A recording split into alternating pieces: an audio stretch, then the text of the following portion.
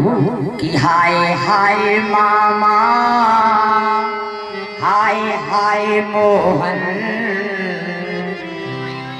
मेरा गर्भ आज तू बचाए लीजे। हाय हाय मोहन, हाय हाय मामा।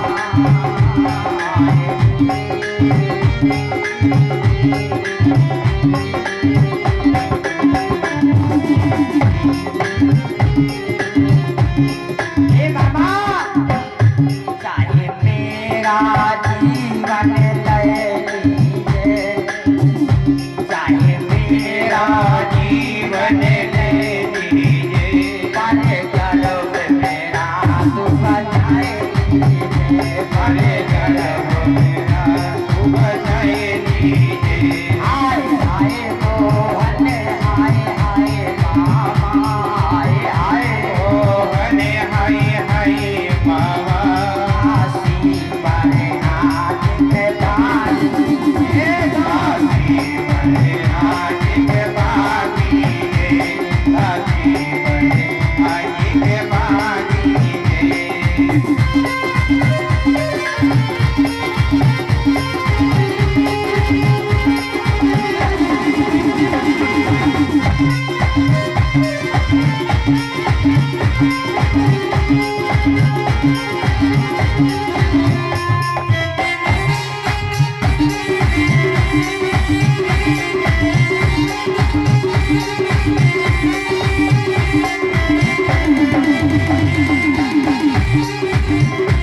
हाय हाय मोहन, हाय हाय मामा, हाय हाय मोहन, हाय हाय मामा। दासी पर आज के बाजी है, दासी पर आज के बाजी है, पर आज के बाजी है।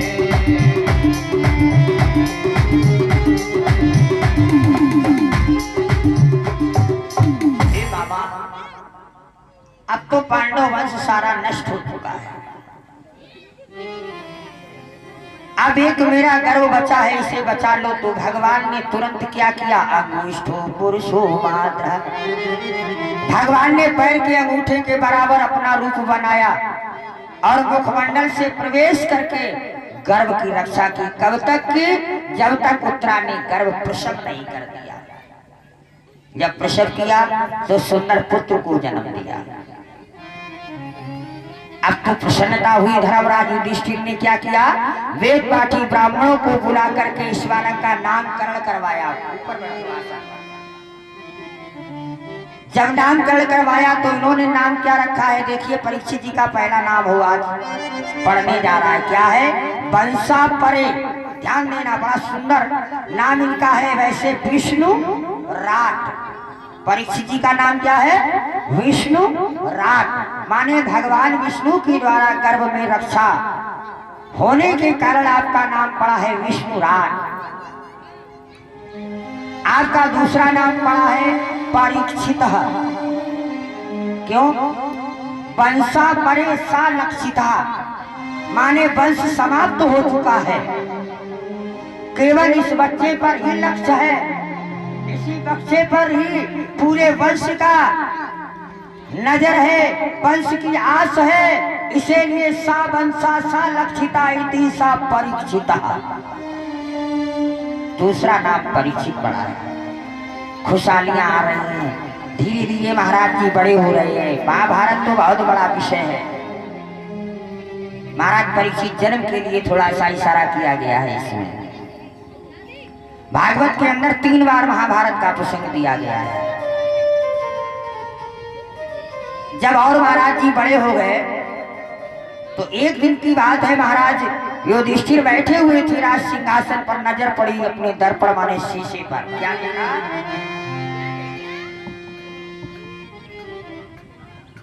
एक बार राजा जी ने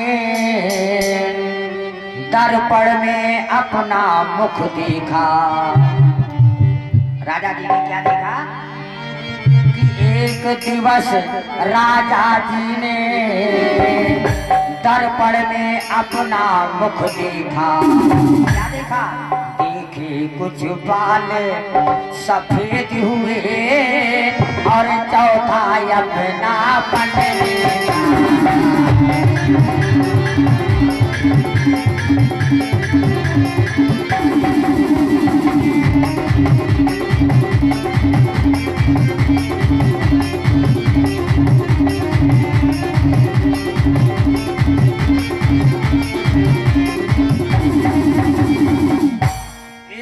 दिवस राजा जी ने दर्पण में अपना मुख देखा, देखे कुछ बाल सफेद हुए और अपना चौथा पन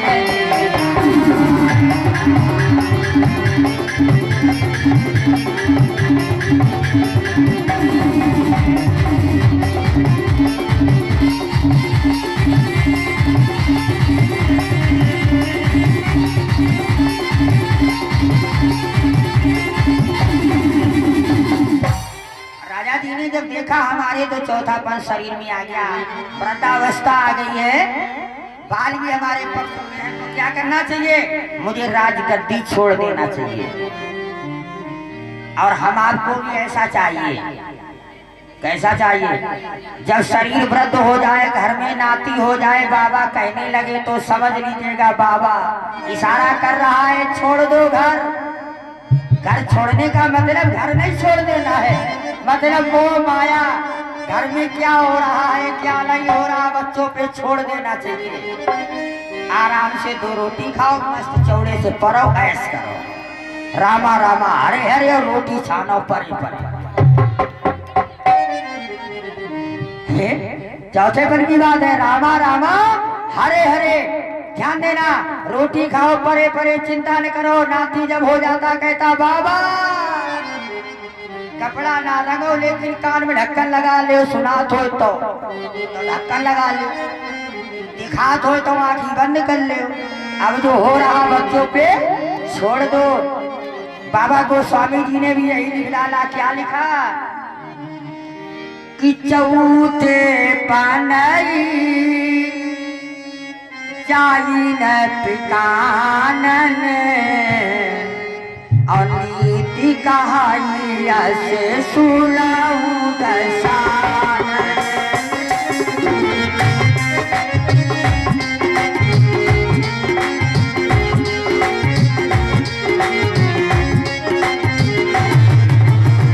नीति कहाइया से, यही बात है। नीति नहीं कहते यही क्या? सुनाऊं दशानन चौथे पनई जाई रत्नानन। नाम सिया राम बोलो राम राम राम।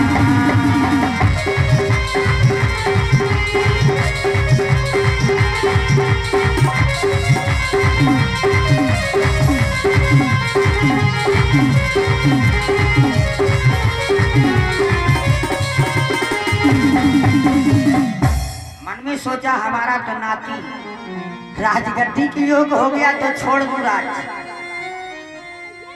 बुलाया परीक्षित जी को, तीर्थों से जल मंगवाया, राजा बना दिया, तिलक दे दिया, मुकुट रख दिया और समझाने लगे बेटा एक बात याद रखना, जितनी भी प्रजा है पुत्र के समान समझना।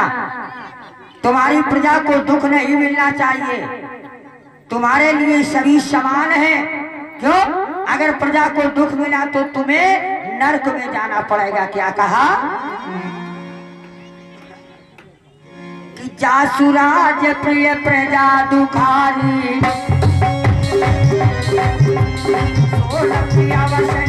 अधिकारी।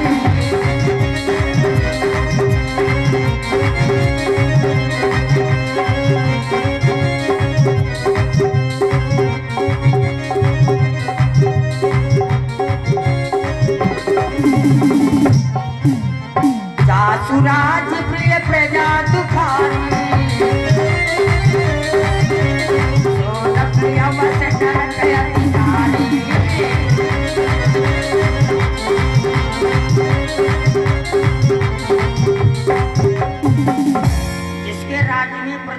होती है तो वो राजा का नरक का गामी होता है। आदेश दिया, समझा दिया, आप यहाँ से चले गए। कहाँ? जंगल की ओर। ध्यान देना, राजा को ध्यान आने के लिए एक और बात कह के गए थे। एक बक्सा रखा हुआ था, लकड़ी का एक संदूक था।